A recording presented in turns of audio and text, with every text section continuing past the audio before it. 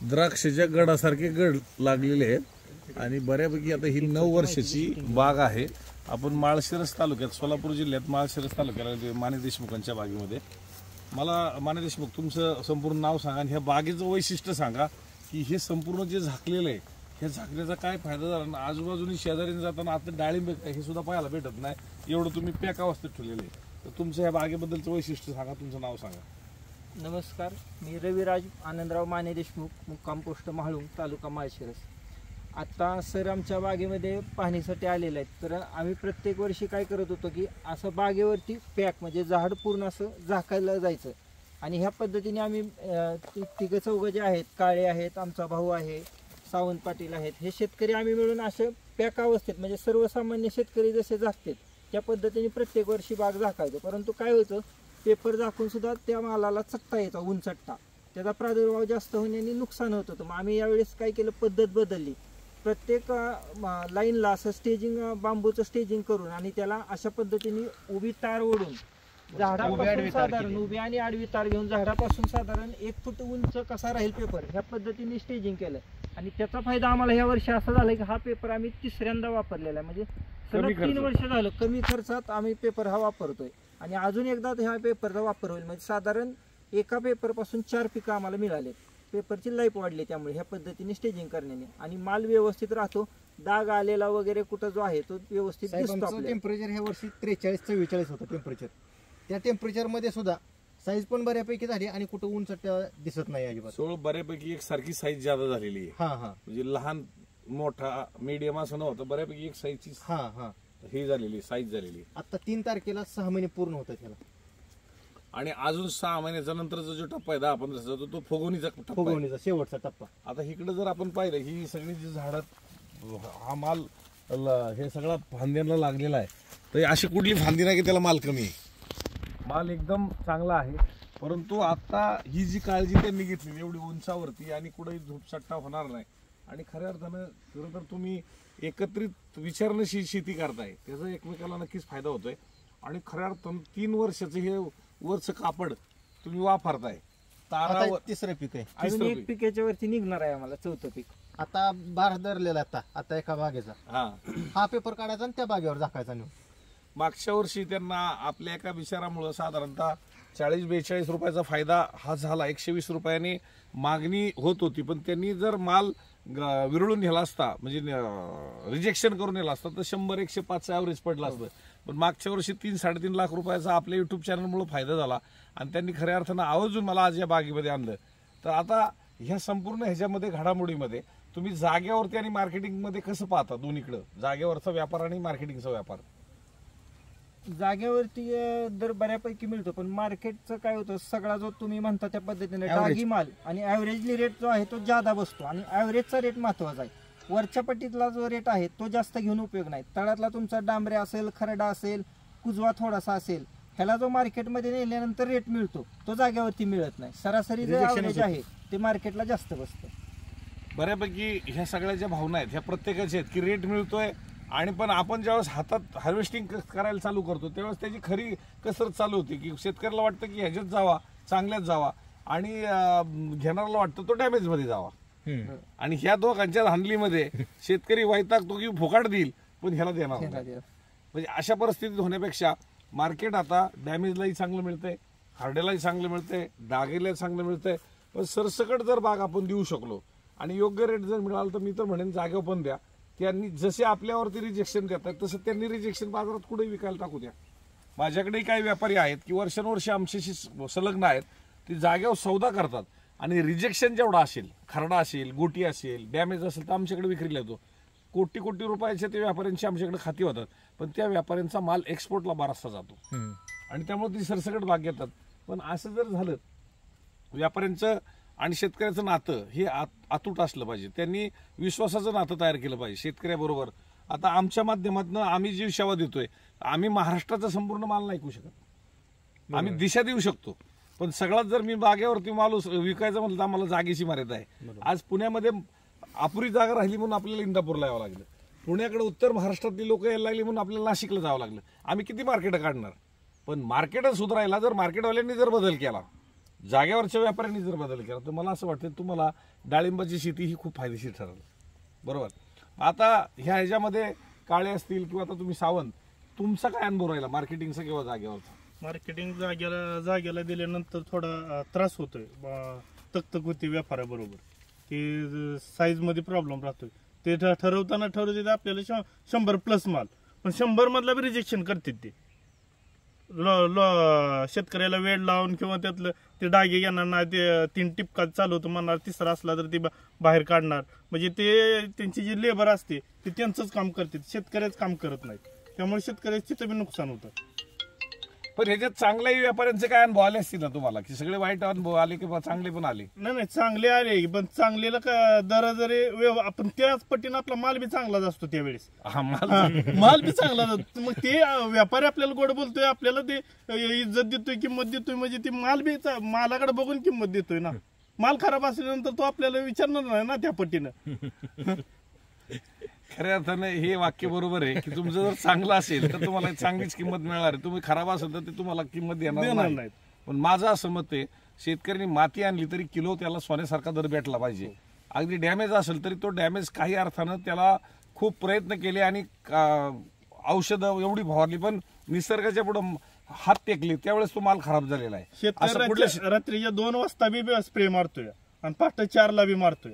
रात्रीचं सुद्धा स्प्रे मारावं लागते, म्हणजे तेवढं त्याला ते कष्ट आहे. गेल्या 15 दिवसापूर्वी एक 10 ते 15 दिवस कसलंच ऊन नव्हतं.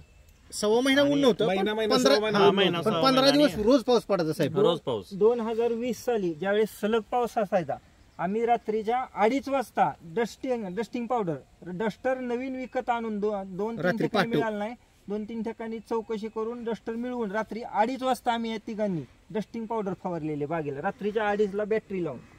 इतका आम्ही कष्ट घेतोय. रात्रीचा दिवस करताय आणि ज्यावेळेस मार्केटला येतो माल किंवा हातातोंडा कशी घास येतो आणि त्यावेळेस आपली चेष्टा केली जाते किंवा आपल्याला फसवलं जातं किंवा बाजार पडलेले आहेत किंवा बाजार पडणार आहेत आणि सौदे करणार. मी तुमचे 15-15 दिवसाचे पुढचे अंदाज दिलेत की कधी मंदी होणार आहे, कधी तेजी होणार आहे, जागेवरती सौदे फायद्याचे की तोटाचे, हे सगळे अंदाज देत असताना शेतकऱ्यांना जागेवरती सुद्धा सौदे करायला लावलेले आहेत. काल राहुरी तालुक्यातला ज्ञानदेव डोकरेंचा सौदा 191 रुपयाने झाला. का झाला? त्यांना मार्केटिंग करायची होती, पाऊस सतत येत होता आणि पाऊस येत असताना टिपका वाढायला लागला. मार्केटिंग करावं तर टिपक्याने सगळी बाग फेल होईल, जागेवरती 1 टाइम त्यांना तोडावा लागला. अशी संकट येऊ शकतात. जागेवरती सौदा करताना जर चांगला रेट मिळाला, मी तर म्हणेल जागेवरती द्या, तुमचं रिजेक्शन आम्हाला बदला आणा. पण जर आपला पैसा होत नसेल तर आपण मार्केटिंगचा अभ्यास करायला एकदम मोकळा आला पाहिजे.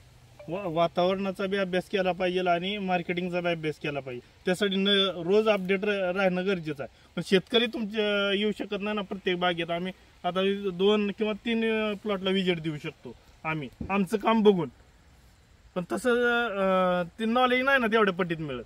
तुम्ही रोज 100 बागा फिरताय, 100 शेतकऱ्याचे तुमचा संपर्क येतोय, त्यामुळे तुम्हाला वेगवेगळं जेवढं तुम्हाला अनुभव आहे, तुमचं जेवढं हे होईल चर्चा किंवा तुमचं जेवढं व्हिडिओ बघितलं जातील किंवा तुम्ही जेवढे माहिती व्हिडिओच्या माध्यमातून द्याल तेवढंच आम्हाला त्याच्यापेक्षा जास्त नाही मिळतं. खरं आता ही तुमची पण जबाबदारी आहे की आपला शेतकरी पुढे गेला पाहिजे, त्यासाठी आपण नॉलेज एकमेकाला दिलं पाहिजे. आता तुम्ही एका विचाराचे आहेत, एका मिरेल नॉलेज जरूर देता, पण मी बरेचसे शेतकरी पाहिलेले आहेत की औषध एक मारतात आणि सांगतात दुसरंच मारलं. आमच्याकडे तसे होते, आमच्याकडे लेबल काढायचे आणि मारायचे, पण ते आता काढली त्यांनी. त्यांना भाग परमेश्वर काढायला. आणि अजून एक ज्यांनी डाळिंबाला शिवाय दिल्या, म्हणजे डाळिंबा पैसे व्हायचे त्यांचे आणि उगाच खोटं दुसऱ्यांना लावू नये म्हणून काय परवडत नाही असं, अशी उलट चर्चा. सगळ्यांनी बागा काढल्या, सगळ्यांनी. आपल्या बागेबरोबरचे साहेब आता गावात बाग नाही कोणाची. आपल्या बागेत जो येतो ना, जे काय आपण पहिल्या पिकापासून सगळं लिहिलेलं आहे, 10 वर्ष सगळं प्रामाणिकपणे मनापासून सगळं सांगणार पहिल्या दिवसापासून काय केलं काय नाही. म्हणजे निगेटिव्ह थिंकिंग जे आहे का बागेमध्ये ती सुद्धा नसली पाहिजे. हा, तुम्ही निगेटिव्ह विचार केला तर परमेश्वर तुम्हाला त्याच लेवलवर घेऊन जाणार. साहेब आम्ही बाग इतरेल ज्यावेळेस मारतो, पानगळ करतो, त्यावेळेस आमचं थिनिंगचं नियोजन चाललेलं असतं. झाडाला एवढे फळे लागतील, आपल्याला एवढी फळं काढायचे. या झाडावरची 150 फळं थिनिंग केलेले आहेत साहेब सेटिंग मध्ये. 150 फळ काढलेलं आहे, तरी 300-350 फळ आहेत आता झाडावरती. लक्ष्मी येते तिचं स्वागत केलं पाहिजे. लक्ष्मीला नावं नाही ठेवली पाहिजेत. बरोबर आहे. लक्ष्मीला तुम्ही त्या अर्थाने फक्त लक्ष्मी म्हणते तू माजली नाही आणि आता. तुमच्या एका व्हिडिओ मध्ये मी सुद्धा ऐकलंय तुम्ही डाळिंबाला देव मानता स्वतः. देव हा. मी- डाळिंबाला मी देव मानतो. मी ते फळ परमेश्वराला भगवानला पूजायला जातं त्याला पाया खाली नाही गेलं पाहिजे. हे माझं पहिलं तत्व. बाजारात आलं तर ते पाया खाली नाही गेलं पाहिजे. तो डॅमेज असेल तर डॅमेजच्या पेटीमध्ये गेला पाहिजे. पण तो आपण उपासाला खातो आणि त्याच्यावर कोणी लाथा देत असेल त्याच्यावर टंगडी करत असेल तर त्याचा जास्त काळ चांगला जाणवणार. कारण ही खरं तर आपलं लक्ष्मी आहे, देव आहे. त्यासाठी आपण नक्कीच तुम्ही आम्ही मिळून जर त्याच्याकडे चांगल्या नजरेने पाहिलं तर परमेश्वर सुद्धा आपल्याला नजरेने पाहणार आहे. बरोबर आहे. आणि डाळिंबात पैशाचा म्हणजे ठीक आहे तुम्ही आपण म्हणतो की 40 रुपये फायदा आहे, पण त्याच्यापेक्षा एक सगळ्यात मोठा डिसिजन मेकिंग जे शेतकऱ्यामध्ये किंवा आमच्यामध्ये आलेला आहे डिसिजन काय घ्यायचा ही खूप मोठा बदल आहे. ते पैशामध्ये पण ते होऊ शकत नाही. हे जी निर्णय घ्यायची क्षमता आहे ना ही शेतकऱ्यामध्ये 100% मानसिक आलेली आहे. त्रास लय होतो. बाग पिकवायला जेवढा मानसिक त्रास होत नाही तेवढा विकताना होतो. हा बदल हा तुमच्यामुळे आलेला आहे. मला सर्वांना सांगायचं आहे की ही जी डिसिजन आत्मविश्वास. आत्मविश्वास ही शेतकऱ्यामध्ये तुमच्यामुळे आला, तुमच्या व्हिडिओमुळे आलेला आहे. आणि हे कुठंच मिळू शकत नाही, कुठल्या युनिव्हर्सिटीत मिळू शकत नाही, पुस्तक वाचून नाही. पुस्तक वाचून मिळत नाही. कारण आम्ही पिकवू शकतो पण हे विकायचं कौशल्य हे तुमच्यामुळे मला बऱ्यापैकी भेटलेलं आहे. कारण आम्ही अगोदर काय करायचो भेजो बऱ्यापैकी पाऊस पिढी आला आता, व्यापारी भीती घालायची लिहून पटकन टाका. काढू माल जेवढं मिळतंय तेवढ्याचे पैसे करून घेऊ. पण आता तसं नाही बाबा. डाग येत नाही. मार्केटची माहिती मिळते. आता कधी दर वाढणार आहे, कधी मंदी येणार आहे, ह्याचा माहिती मिळाल्यामुळे आम्ही निर्णय चांगल्या प्रकारे घेऊ शकतोय सध्या. खऱ्या अर्थानं परमेश्वरानं आज आपल्याला मनुष्य रूपानं जन्माला घातलेलं आहे, पण ते काहीतरी हेतून घातलेलं आहे. म्हणजे परमेश्वर हा मनुष्य प्राणी आपल्याला देतोय तर सगळ्यांचा विचार करून त्यांनी चांगला विचार आपल्या मनामध्ये घातलेला आहे. पण आपण एका मेरीचा वाईट विचार करतो इथं आणि आपण खालच्या तळाला जातोय. आपण जर दुसऱ्याचं चांगलं चितलं तर परमेश्वर आपलं पण चांगलं करण्यासाठी अजून 4 माणसं आपल्या बरोबर पाठवणार आहे. आज माझ्या दौऱ्यामधले तुम्ही कुठलेच नव्हता की मी तुम्हाला भेटणार आहे. परमेश्वराने तुम्हाला धाडलेलं आहे. बरोबर आहे. मला माहित नव्हतं की तुमचा रात्री माने देशमुखांचा मला फोन येणार आहे. मी एकाच व्यक्तीकडे मला 10 माणसं पाठवलेली आहेत आणि उद्या 10ची 100 होणार आहेत, 100ची 1000 होणार आहेत आणि 1000ची आपण लाखो लोकांपर्यंत जाणार आहे. शेवट तुम्ही एक चांगला विचार घेऊन चला. कोणतरी वारी एक विचाराने चांगली कोणीतरी घेतली, लाखो त्या विचाराच्या पाठीमागे चाललेली आहेत. म्हणजे एक चांगला विचार हा तुम्हाला शाश्वत आहे, भविष्यात तुम्हाला प्रेरणादायक आहे आणि तुम्हाला धोका कुठंच नाही, तो चांगल्या विचारात आहे. भले आज चांगला विचार पटायला काही अडचणी येत असतील, पटवायला काही लोक नावं ठेवत असतील, परंतु तो चांगला विचार ज्यावेळेस पटेल त्यावेळेस मला असं वाटतं ह्या वाटेने बरेचशी लोक आलेली असतील आणि त्यांना एक चांगला सल्ला आणि एक चांगलं ज्ञान मिळणारी ही सगळी वारकरी मंडळी भेटतील. त्यावेळेस खऱ्या अर्थानं शेतकरी सुखावलेला असेल असंच मला या निमित्तानं वाटतं.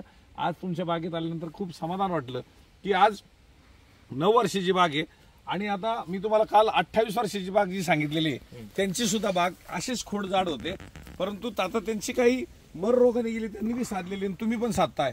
मी तर सांगेल त्या व्यक्तीसारखं तुमची सुद्धा बाग 28-30 वर्ष अशाच पद्धतीने फळं देणारे ठरो आणि ज्यांनी आपली स्वप्न पूर्ण केल्यात त्याचा एक पान, एक फांदी, एक खोड त्याचा आपण एक रूप होऊया आणि उद्याला हे आपलं स्वप्न पूर्ण करण्यासाठी त्यांनी अजून 10-20 वर्ष आपल्या पुढच्या पिढी माणसात आणलं हे ना माणसात आणलेलं आहे. पुढच्या पिढीला सुद्धा एक चांगली ताकद देण्यासाठी प्रत्येक पाना फुलाशी संवाद साधूया, काड्या बुडाशी संवाद साधूया आणि उद्याचं सगळं एकरूप आपलं कुटुंब ह्या झाडाशी होऊया एवढीच भावना व्यक्त करतो. आणि आम्हाला आज या ठिकाणी बोलवलं आणि बागेमध्ये एक चांगलं दर्शन फळाच्या रूपानं झाडाच्या रूपानं घडवलं आणि तुमच्या रूपाने सुद्धा मला या ठिकाणी चांगलं दर्शन घडलं त्याबद्दल मी खूप खूप आभारी आहे. धन्यवाद.